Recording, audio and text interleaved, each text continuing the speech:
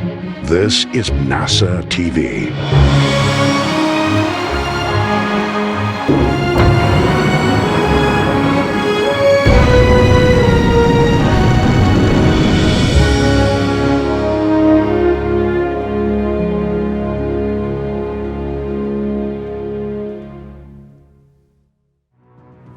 And you're looking live at the Crew Dragon spacecraft on top of a Falcon 9 rocket set to launch 4 astronauts to the International Space Station in a little less than 4 hours. But right now, they're live inside the room right here. Crew-4 astronauts getting their spacesuits on. And this is a live look inside that suit-up room where the crew of 3 Americans and 1 European astronaut are completing their checkouts of their spacesuits. Welcome, everybody, to the Kennedy Space Center in Florida for live coverage of NASA and SpaceX's launch of Crew-4. I'm Daryl Nail, and I'm with Megan MacArthur, astronaut from Crew-2. You were the pilot in that mission, so it's great that you have that experience and that you're here to share it with us because you know this mission well, but you also flew the space shuttle. Absolutely. It's always exciting to be at Kennedy Space Center on a launch day. I'm super excited to see my friends getting ready to fly. They all have big smiles on their faces, and it's going to be a great time watching them get ready tonight. Absolutely, and it all started when they woke up today at 8:37 p.m.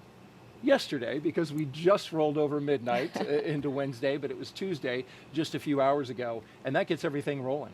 That's right. It's we think of the day as starting sort of at launch time, but in fact they've been up for many hours going through some weather briefings, some last minute checks, and as we see them right now going through the suit checkout. And this is the suit up room, a historic room inside the operations and checkout building, the Neil Armstrong operations and checkout building at the Kennedy Space Center, where astronauts have been getting ready for launch, going all the way back to Apollo 7, and then in this building, back to Gemini 3.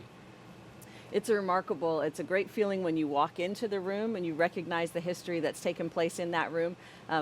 Visually, it does look different than when we use the room for shuttle. Not tremendously different because the purpose is still the same. You're still getting into your spacesuit, making sure everything fits where it's supposed to, making sure the suit has its pressure integrity checked, and that's what they're going through right now. So this is really kind of the beginning of that buildup of excitement that's going to continue for them throughout the night. Absolutely, and each one of the Crew-4 astronauts is in a seat that is molded exactly as it is in the spacecraft, right? That's right. So the cushioning that you see can be changed out based on the size of each individual astronaut, and the idea is that that seat is going to cradle you through the various dynamic phases of flight. So you want it to fit you pretty well. And you can see the SpaceX suit techs there with them, monitoring both on laptops, but then also interacting with the astronauts. Can you believe it, Megan, that you were in that room just about 1 year ago? It's hard to believe. In some sense, it feels like it was yesterday, but in other ways, it feels like it was a lifetime ago. Yeah. But watching them go through this now definitely brings back all of those memories and those feelings from being in that room and having that excitement build. So let's get to know Crew-4 just a little bit more. This is the 4th rotational crew to fly on a commercial spacecraft, and each astronaut brings a diverse set of experiences to today's flight. And that astronaut that you see right there sitting in the chair, let's start with him. That is Dr. Kjell Lindgren. He was born in Taipei, Taiwan, but spent most of his childhood overseas in England, which he very much appreciated. You'll hear more from him about that. He was an instructor and jump master with the U.S. Air Force Academy and also has a doctorate in medicine, and he served as a flight surgeon for NASA. After he was chosen as an astronaut, Lindgren flew on Soyuz and spent 141 days in space during Expedition 44 and 45. He has a wife and 3 children, and today, Megan, he is the commander of Crew Dragon. That's right. He is going to make an outstanding commander. He's a wonderful, talented person, obviously experienced at living and working in space, but also just a really good human. Up next is fellow airman Bob Hines. There he is with his visor open, communicating with his suit tech. He was born in Fayetteville, North Carolina. He has a wife and 3 daughters.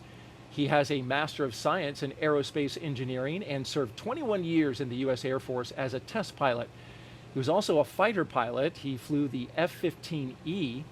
He came to NASA as a research pilot, where he flew science missions in our WB-57.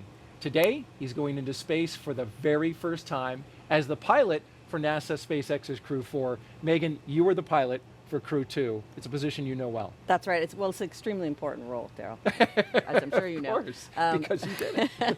I first got to interact actually with Bob when he was an instructor pilot for T-38 for the Astronaut Corps. And so flying with him was always a pleasure. He's always calm and collected no matter what the circumstances, which is exactly the person that you want piloting any vehicle that you're in. And they're going to make a great team today. Now let's introduce you to the two mission specialists, Jessica Watkins, and there she is, looking calm and collected and not moving very much, but very focused, I imagine. She considers Lafayette, Colorado, her hometown, a talented rugby player in college. Her team won the national championship in 2008 when she was with her university, I believe it was Sanford. Watkins was a postdoctoral fellow in the Division of Geological and Planetary Sciences at the California Institute of Technology. She completed several internships with NASA, including one testing system designs for the Mars Perseverance mission at JPL. She became an astronaut in 2017, a turtle. We'll talk more about that. And now, just like Bob, she's going into space for the very first time. This is a brand new experience for her. Yep, it's a bit of a turtle takeover, I think, is what we're experiencing on Space Station right now. But Jessica is an outstanding crew member. It's been fun to get to know her since she arrived with her classmates. Just tremendous amount of knowledge that she brings. Can be very focused and serious on the task at hand, but boy, when she smiles, it really lights up the room. I think this crew is going to have a lot of fun together. The second mission specialist is Samantha Cristoforetti. She was born in Milan, Italy, but now lives in Cologne, Germany with her partner and two children. In 2006, she earned her fighter pilot wings and flew the AMX attack fighter at a base in Italy.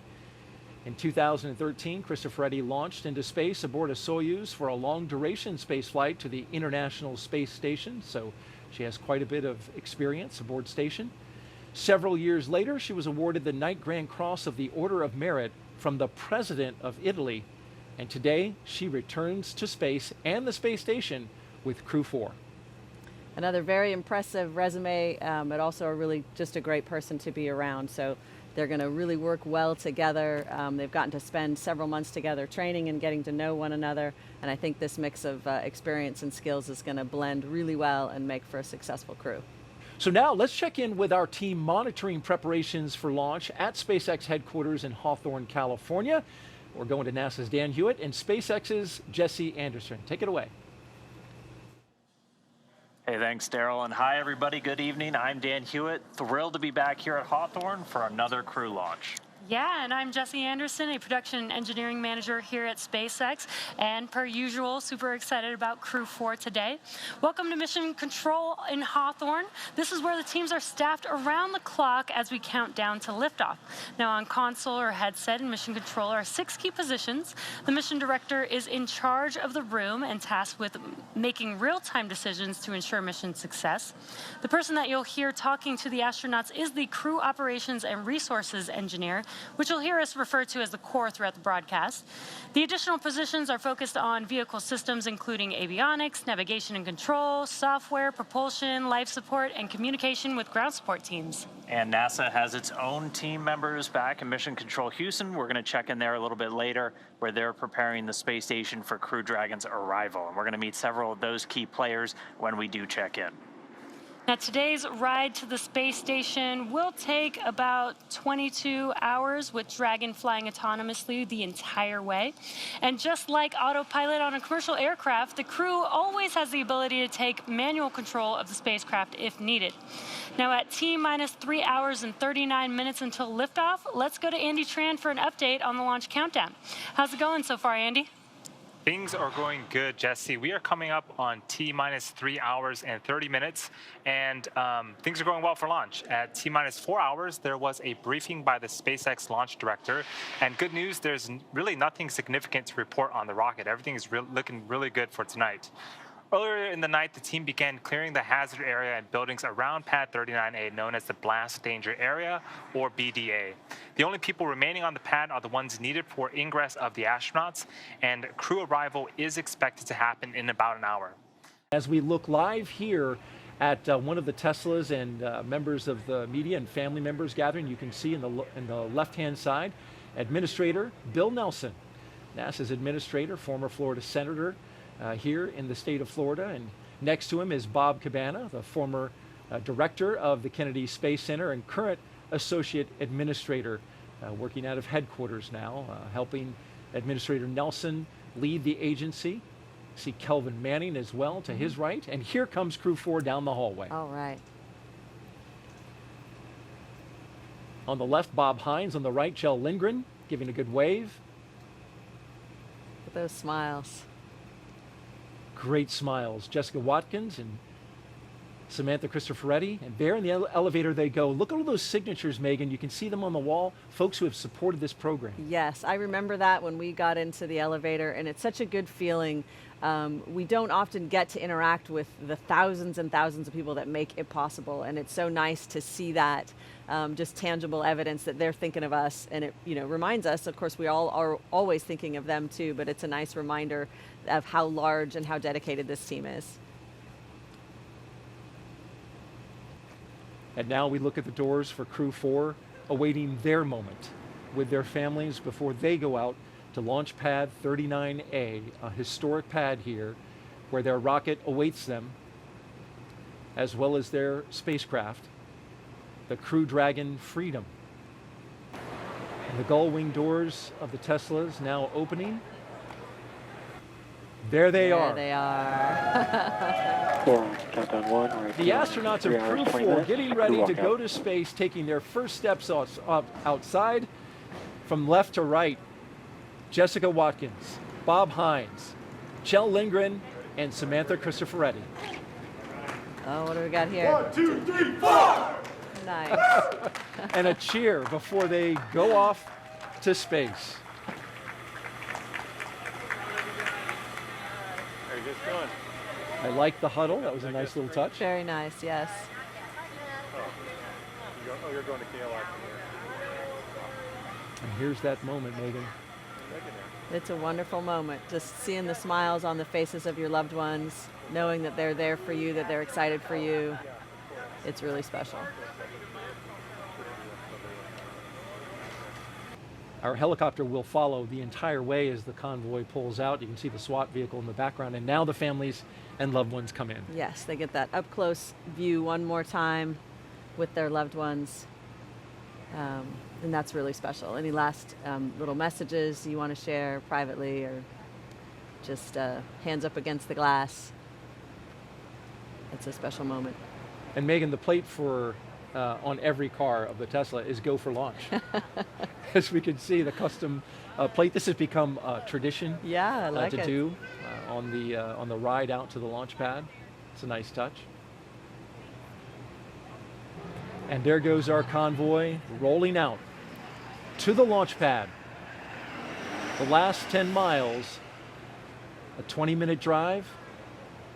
They won't see much in the dark, but this is the way to space. Yes. This is a nice relaxation moment. You've just gone through a happy scene, hopefully, but an emotional scene nonetheless. And this is a little bit of a time to kind of lean back in your chair a little bit. For me, it was blaring some favorite songs. And at nighttime, that was fun just because of the, the darkness and then the different lights that you see. It was kind of a neat visual experience. But it's just a time for a little bit of relaxation before the next phase of the journey. They have arrived.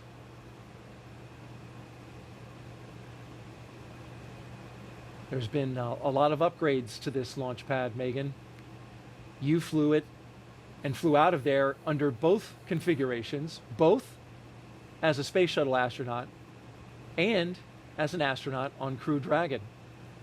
That's right. And we get an opportunity to tour the launch pad with a family member in the days leading up to the launch, which is really special. But other than that, we don't spend a whole lot of time on the launch pad. So getting to see it for us is always a very special thing as well. It does look very different now under the new owners, but you can still see the bones of it, of the historical structure that was there supporting all those shuttle launches. Speaking of bones, that metal, black metal to the left, we're panning around it, but that is the old rotating service structure that used to have that gigantic structure that would, contain the cargo bay of the space shuttle, so you could get in and out of it, service Right. it, it would rotate out. Still part of it there on the countdown pad. 1. We're at T-minus 2 hours, 59 minutes. Crew have arrived at the pad. We are on schedule. Oh, this is one of my favorite moments when the crew gets to first look up at their rocket ready to go. That's Kjell Lindgren and Bob Hines giving a look, and That's right. Bob looks a little giddy. Yeah, he's pretty excited. Look at that rocket. Yep, I like that sort of characteristic, the lean back, the look up together. It's a good look. And the wave as they get ready to get into the elevators to ride up to the top where the crew access arm is, which will take them to the spacecraft. It is the original elevators. They've been, of course, renovated, but those are the same elevators you got in, Megan, as both a shuttle astronaut and a Dragon crew member. Another piece of history. Hopefully at this time of night they won't be taking up too many mosquitoes with them. Walking down the crew access arm comes Bob Hines and Kjell Lindgren. We see them inside, and the shot to the left from the outside. Love that shot.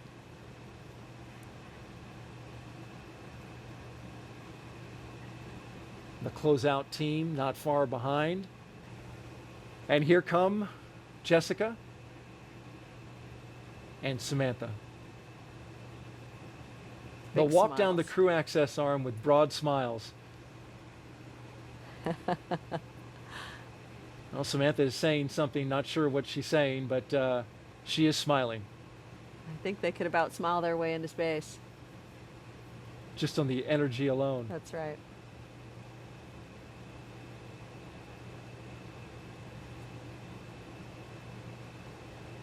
The White Room also allows for completion of cargo load at T-minus 24 hours.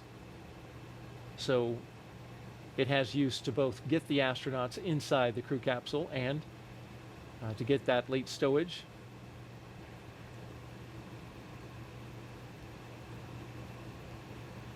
This is part of the countdown that we call ingress, a milestone that we have reached at inside the 2-hour and 42-minute mark. Simply means that the astronauts are getting inside Crew Dragon. The closeout team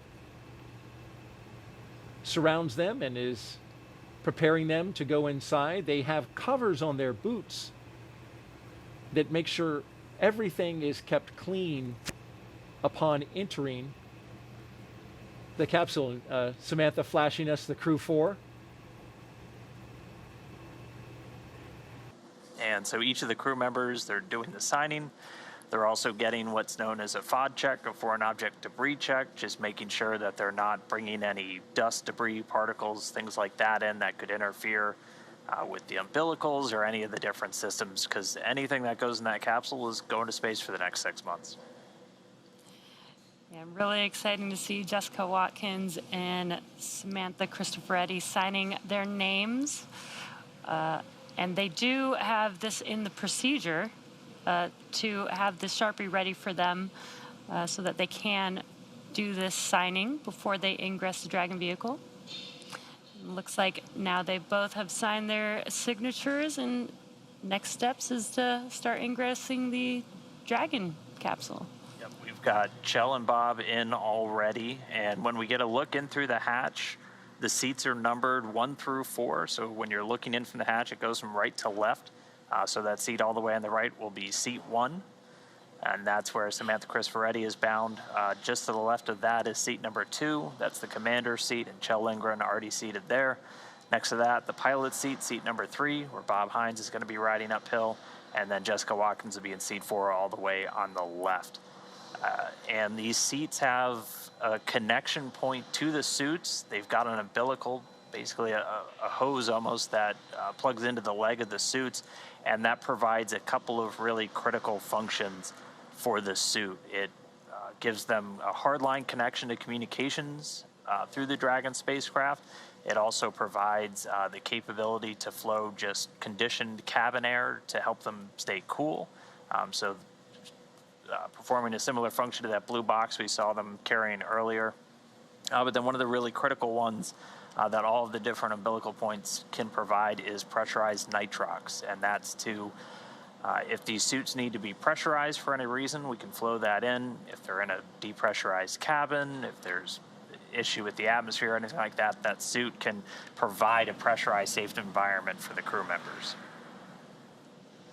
And you can see on your right-hand screen that all 4 of the crew members are now sitting in their seats. You can see the suit techs there helping them get strapped in or harnessed into each of their seats, and their umbilicals attached to their suits. And every part of this process is very precise. You did see as the crew ingress through the hatchway, the suit techs even put their hand over their helmet. That's a part of the procedure, again, to make sure that they don't damage anything as they enter the vehicle. Same with as they're putting together their harnessing. Again, every step of this process is very precise, and we might be able to see it in a minute here, but they do have some tablets and some pads with them where the crew can follow along with every procedure, every step of the way. Well, thank you for those social media questions. Keep them coming. Shuttle Gravity asks, why have many of the SpaceX crewed missions launched at night? It's funny. You and I were just talking about that. I'm not sure that we came up with the answer. It certainly is the case that launch. Well, orbital mechanics are complicated. That was my answer. Yeah. I think we definitely came to the agreement that it's a beautiful site. It could also it's certainly orbital mechanics where the space station is important, and I think also probably weather might be, in general, the winds might be calmer at night by the ocean, but that's really just a guess. It's not something that I've tracked closely. I don't know if you guys have talked about it internally. It is, and the conditions are better at night, but it's exactly as you say. It does come down to where the space station is going to be and how they need to catch up with it. And so when we land at night, the launch ends up happening at night. It's just the way it is, and that's why we're spending our entire overnight getting ready for this launch. Which it's interesting that they noticed that, because Demo 2 and Crew 1, Crew 1 I'm a little fuzzy on, but I think those were daytime. But Crew 2, Crew 3, Crew 4, all overnight. All overnight, that's right. But you notice that the Axiom 1 mission, which was just about 2 weeks ago, that was during the day. So it really just depends. What I remember from shuttle days is that as the launch gets later, the time gets earlier by about 23 minutes or something like that, day by day. Right. So you used to be able to do that launch math pretty quickly. If you knew the mission had slipped a week, it was going to be so much earlier. So it really does have to do with where is the space station relative to the launch site, and you got to launch right when they're directly overhead, and that's how we do it. And it's an instantaneous window when it is overhead. When Crew-4 arrives at the space station tonight, they'll officially become Expedition 67 flight engineers. Once on board, they'll do something known as a direct handover, just like what astronaut Megan McArthur was talking about, basically saying that Crew-3 and Crew-4 will be aboard the space station all together until Crew-3 comes home sometime next week. Crew-3 will be able to give Crew-4 an orientation, show them the ropes, which might be particularly helpful for first-time space flyers Jessica Watkins and Bob Hines. A direct handover also helps ensure a continuous U.S. presence on the space station, a record that we've held for almost 22 years. But the space station is an orbiting laboratory, and they'll jump right in on research investigations. So I'll toss it over to Megan Cruz, who can tell us a little bit more about those exciting experiments the Crew-4 will work on. Chelsea, thanks you so much. Yeah, I want to introduce everyone to David Parker here. He's the European Space Agency's Director of Exploration. How are you? I'm great. Good morning to you. You are very excited. Well, I do know why you're excited. This is your first launch from here at Kennedy. It is. It's incredible. I've been working in the industry for 30 years, and here I am, the first launch at Kennedy. That's so exciting. And you're going to watch Samantha Cristoforetti's second trip to the International Space Station once she launches from here. When she gets there, she'll be working on a lot of science experiments, right? Yeah, that's true. She'll be working in our European lab aboard the space station. That's called Columbus. And she'll be continuing many experiments that have been started, but some really interesting ones for her mission. For example, she's working on DNA research and related to aging. And that's related to one of our own interests, which is osteoporosis, the effects of aging back here on Earth. So it's linking what we're doing aboard the space station to the research that's really relevant to us back here on Earth. We're getting ready to send Crew-4 to you. How are you getting ready for their arrival? Well, it's funny you asked, because actually just yesterday we caught the visiting vehicle Cygnus, the SS Pierce Sellers, and brought it on board the space station. And on board that space vehicle is a whole bunch of supplies for Crew-4. So yesterday evening and today we've actually been unpacking it, and part of the supplies that it's brought up are food, clothes, and other items for Crew-4. So we've been starting to distribute those around the station, pre-position them for them, and then when it gets closer in time to them showing up, we'll actually start to unpack those bags and set up their crew quarters for them. That's right. Phil McAllister, thank you so much for being here today. Thank you. So talk to me about this being the 4th crew rotational flight to the International Space Station. What kind of milestone does this represent? Well, it represents that we've been working on these vehicles for, it was 10 years in development. So now after all that development, we're actually flying, and it's very gratifying. And to have 4 missions within 2 years, it's really kind of amazing, and it's really picked up the pace, and it's just what we were working for. It is T-minus 47 minutes and counting. The SpaceX launch teams are finishing final review of data from checkouts of Falcon 9 over the last hour. The launch director is about to poll the team for readiness, both to load propellant and to launch. And the exciting thing is this is the last poll before we lift off.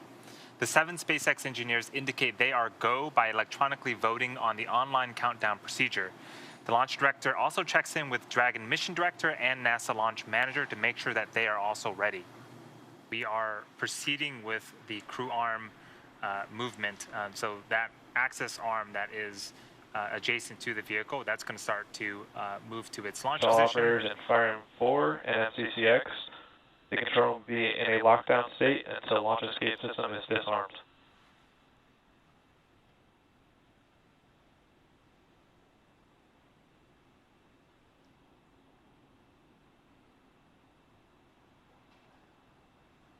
It does take a few minutes for the crew access arm to fully retract, and after that, we'll be arming the launch escape system. So on screen, you can see the Dragon capsule with the crew access arm still in the surface position. The crew is Crew on access board. arm retraction has started. So great, we got an amazing shot of the crew access arm retracting away from the Dragon capsule.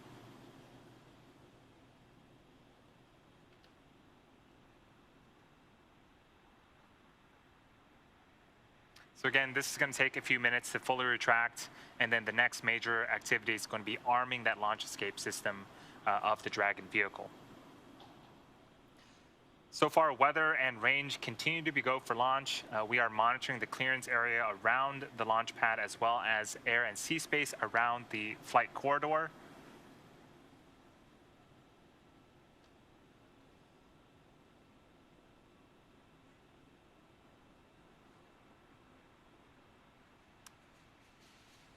Here at Kennedy Space Center, the conditions are predicted to be acceptable for liftoff just about 43 minutes from now. Propellant load has started. There you hear the call out that propellant load has begun. A big milestone.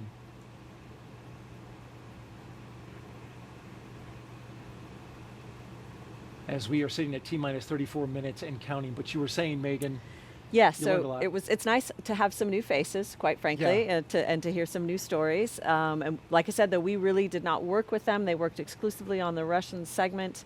And so it did not disrupt our ongoing science work that, of course, we're doing that's so important for our international partners. So I think it would be difficult to carry out a movie production as well as carry out the actual work of the space station.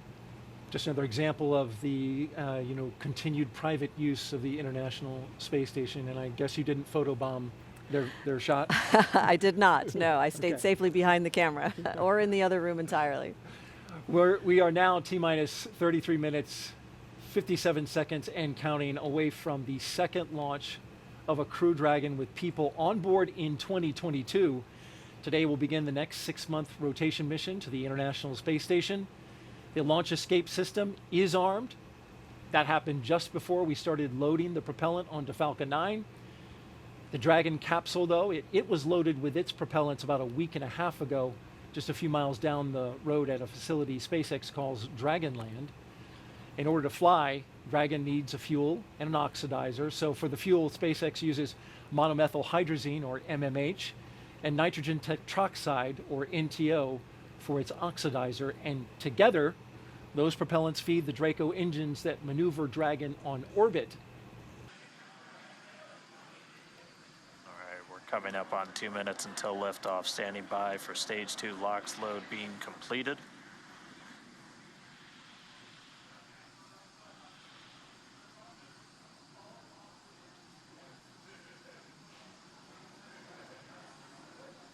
Stage 2 LOX load is complete. Dragon is in auto idle. All right, Dragon's flight computer and auto idle. Next, it'll flip over to countdown. Gas closeout has started, so we're now isolating all of the feed lines for the different gas systems from the Falcon 9 rocket. They're going to then get vented. You can hear that venting start. They're going to get vented overboard through umbilicals and through the strong vac itself. Coming up at T-minus 1 minute, we're going to hear Dragon is in countdown. Its flight computer will switch to countdown mode. We'll also hear that the flight termination system on Falcon 9 is armed. Falcon 9 will move into startup and take over control. FTS is armed, Falcon 9 is in startup and is now controlling. Dragon is in countdown. Dragon's flight computer in countdown. The FTS, that flight termination system on. Freedom, SpaceX, go for Crew-4 launch. Freedom is go for launch. SpaceX reports go. Crew reports T-minus go. 30 seconds. You heard it there. 30 seconds away from liftoff. T-minus 20. T-minus 15 seconds.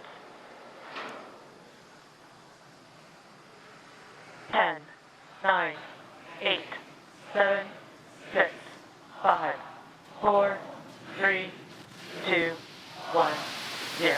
Ignition. And liftoff. Go Falcon, left freedom range. Fast speed Crew-4.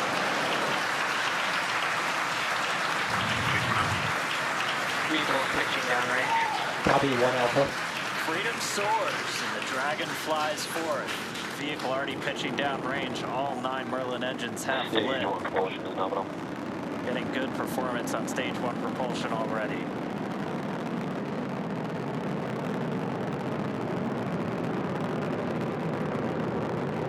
We are T plus 35 seconds into the 4th rotational crew mission on board Dragon and the Falcon 9.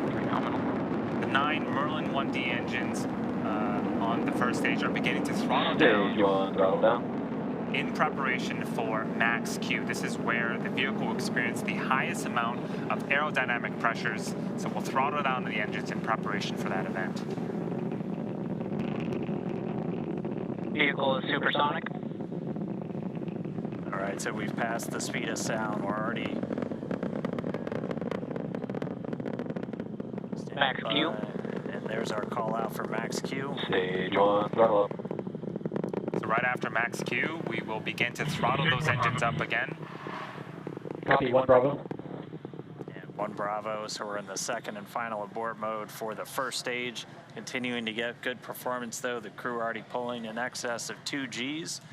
And coming up next is going to be a couple of events in rapid succession. Yep, in about 10 seconds here, we're going to be performing engine chill on the second stage MVAC engine. And then in about a minute, we're going to start off with MECO, also known as main engine cutoff. This is where those 9 engines that you're seeing ignite on, being lit up on screen, those are going to cut off in preparation for stage separation, where the first and second stages will separate from one another, and then the single Merlin vacuum engine on the second stage will ignite and continue to carry our Crew-4 astronauts to orbit. And we heard that MVAC chill has started. Stage 1 throttle down. The 9 Merlin engines starting to throttle down. And standing by for MECO.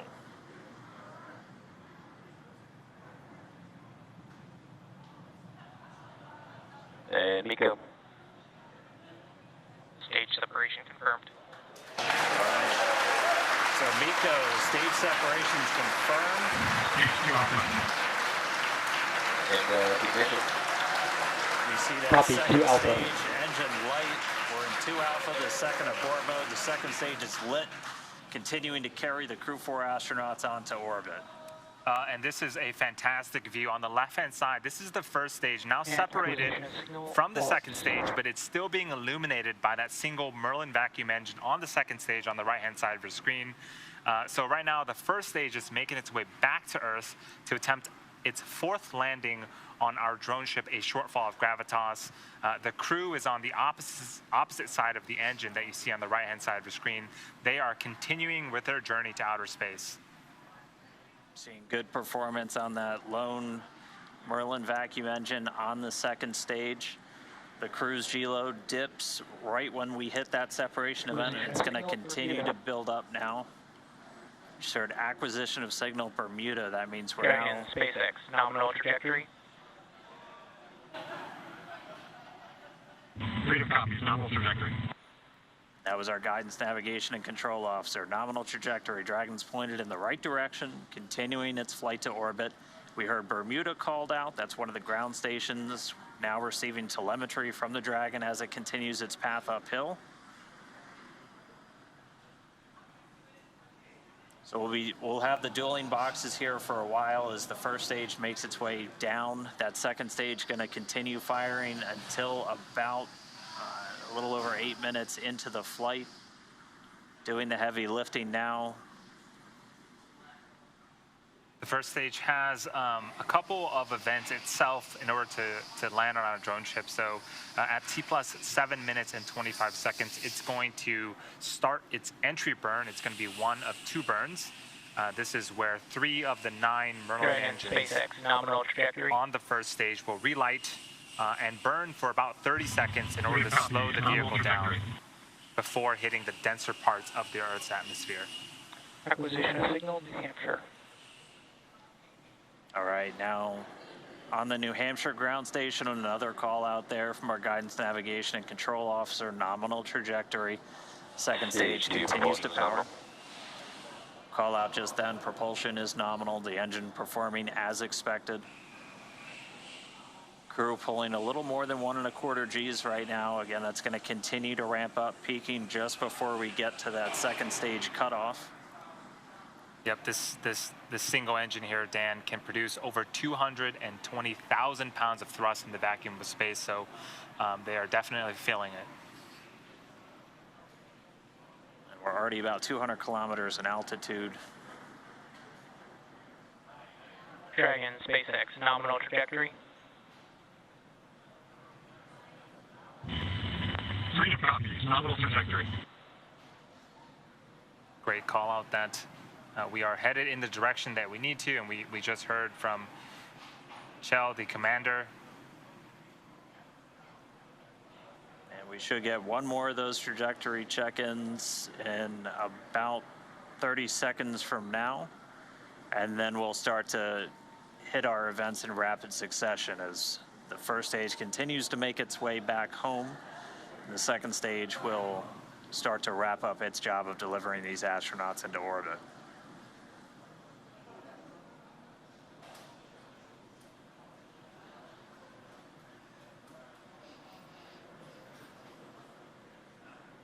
Yeah, we don't see it on screen right now, but the first stage is making its way back to our drone ship in about... Dragon, SpaceX, nominal trajectory. In about 30 seconds here, it's going to start its entry burn. And there was the other call out that you were mentioning, Dan, about the trajectory. Things, again, continuing to look very, very good for the ascent portion.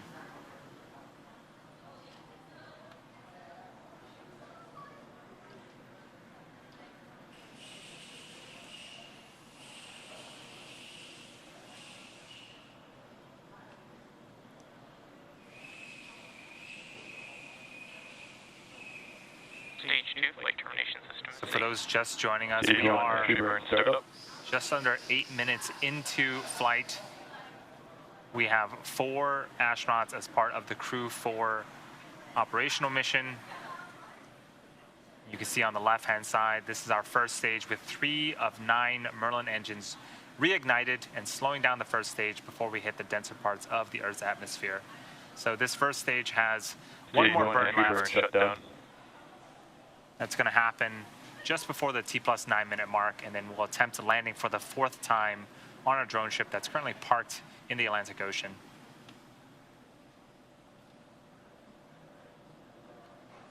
So as that entry burn completes, Terminal guidance.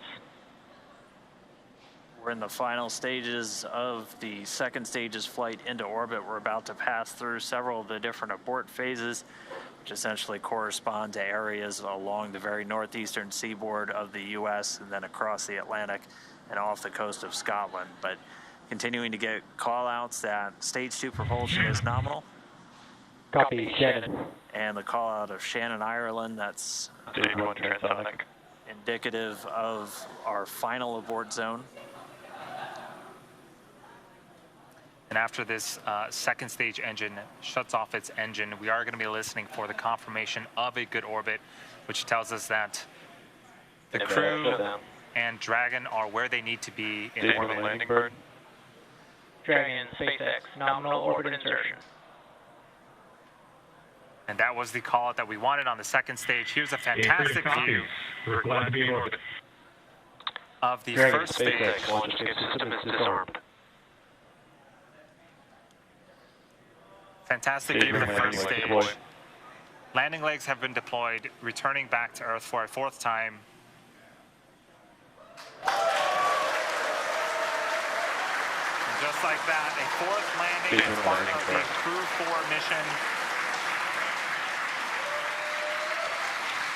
You can hear the applause behind us.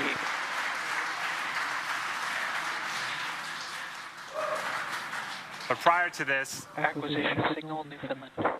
we saw the crew, we heard that the crew has been successfully inserted into a good orbit, and this is them in 0G, and 2 of them for the first time. And getting a look, it looks like we might have a couple of 0G indicators. I see a turtle in Bob Hines' hands. That is the nickname for the astronaut class from 2017, of which he and Jessica Watkins were a part. I believe we've got a monkey floating over by Samantha Cristoforetti. But first view of Crew-4 on orbit, experiencing microgravity. They're still attached to that second stage, which at this point is going to continue to coast for a couple of minutes.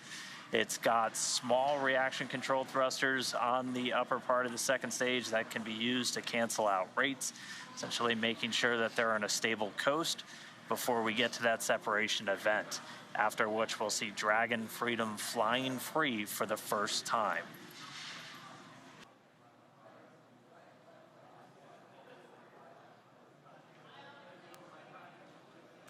So though the crew, as we see them here inside Dragon, they have separated from the second stage, but they still have about a 16-hour journey before making it to the International Space Station and docking tomorrow, or today, later on today. But it is so great to see them flying free in space. They do. And we did get confirmation that that nose cone deploy sequence has started. So again, those 6 hooks that hold the nose cone in place during the launch and ascent portions have to retract, and then the nose cone will be able to start to swing open and deploy, and that will uncover a number of critical systems for Dragon's flight up to the space station, not the least of which... Freedom, LD, I hope you enjoyed your ride. It's been an honor flying with you, Kjell, Farmer, Samantha, Jessica. Have a safe journey to the space station. Say hi to Crew-3 for us, and we'll look forward to seeing you when you get home. Indeed, the dream is alive. Now some words from our CE. Dragon, CE, privilege having you fly with us. Good mission. We'll see you later.